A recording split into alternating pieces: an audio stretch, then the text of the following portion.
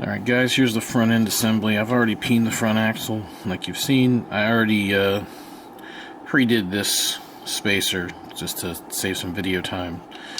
The first thing you want to do is make sure your rims slide on your axle.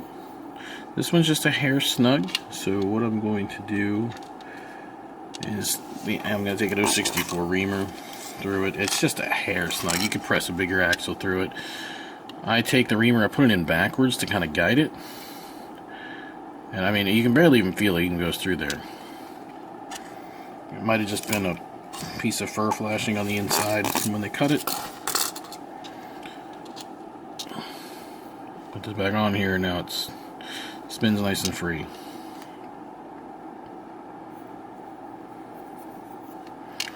Okay, so the first thing that I'm going to do, take a retainer. Now these retainers do have a chamfer on one side. Some people put the chamfer on the inside, the outside. I tend to put it on the inside because I want to make sure the retainer goes on straight. Tap it on, the rim on. I've already put the pins inside there. Sometimes you gotta smush them on. I have a whole video of how to put one of these together on the WizzJet page, or on the WizzJet website, but I already put the pins in just to avoid time. So I have this one, which I have already filed. You may or may not be able to see, but I filed it there. I also opened it up with an 068 hole because it makes it just a little easier.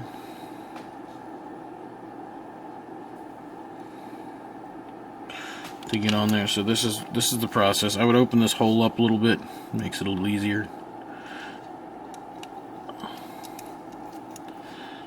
And you can even wiggle this a little bit to make sure you're getting it as much as you can. Dig through until this will go through nice and easy. The other one sometimes cuts a little funny, so sometimes you gotta cut it a few times. So what you'll feel, now this still hasn't been cut on the other side, so I'm going to put one side on and then show you what you will feel. So if you put this other side on, it's a little too tight. When you put it on and you try to slide the axle, you need to kind of hold both sides, like I'm holding this weight, and the axle just feels super tight when you try and slide it back and forth. That's because it's pulling down just a little bit. So what we're going to do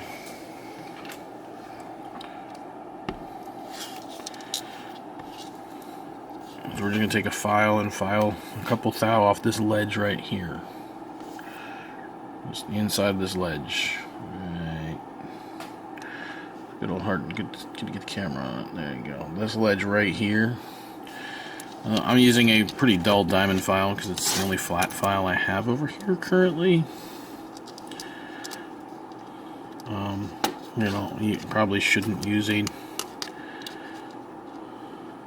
Probably should use a non-diamond file.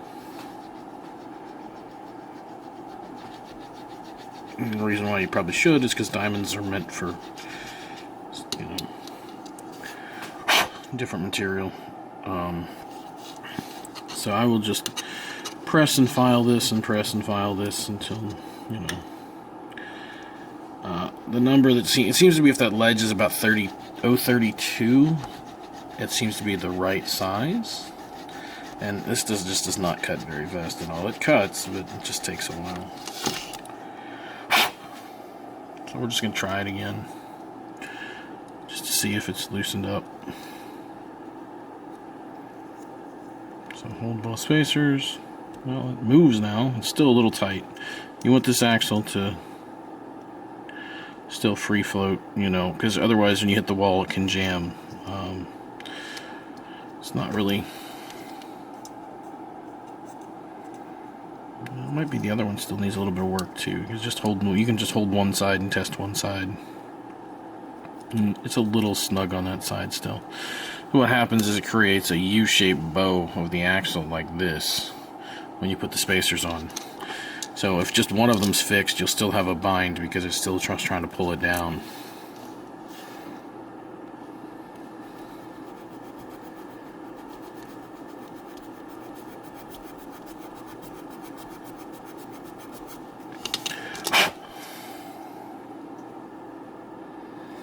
And that also is caused because when you peen the hole, you pull the axle up a little bit as well.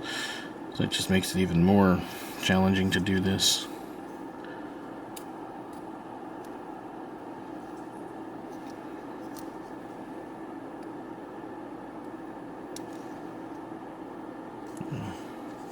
So I obviously didn't do the first one quite enough.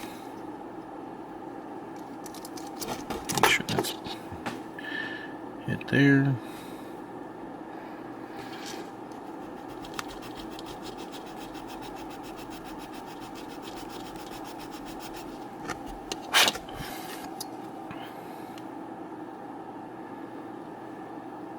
We will be trying to get these re-pulled, you know, with the right dimensions for this chassis. It's just, you know, mold for the chassis took so long, and everybody seems to be behind in manufacturing.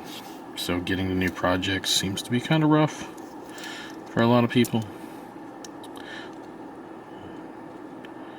So now this axle moves. Still a hair snug. I could probably loosen it up a little bit. Still, you know, and then it's a matter of figuring out which, and it could just be that I'm not sanding this lip quite flat, because it's kind of hard, you know, you don't want to get that edge in there and get it all the way to the base. And if you don't get it all the way in, then you get an angle, and that doesn't really fix anything. So,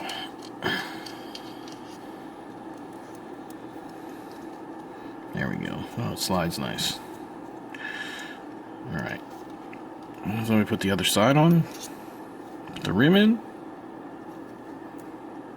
Now when you do this, make sure both sides are together properly. And when you stick it together tight, flashing on that rim.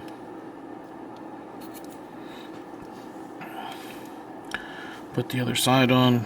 There is a little trick if you... So now you should be able to spin your rims. If they feel a little tight, which this is almost perfect, but if they do feel a little tight, this tool is very handy for, you can use this on the front end to remove things like this. And so you can just crack the retainer back 1/1000th of an inch, which helps whenever it's just a hair too tight, depending on your axle length and things like that. So crack that back, the rims are nice and free. Next we got to put our tires on.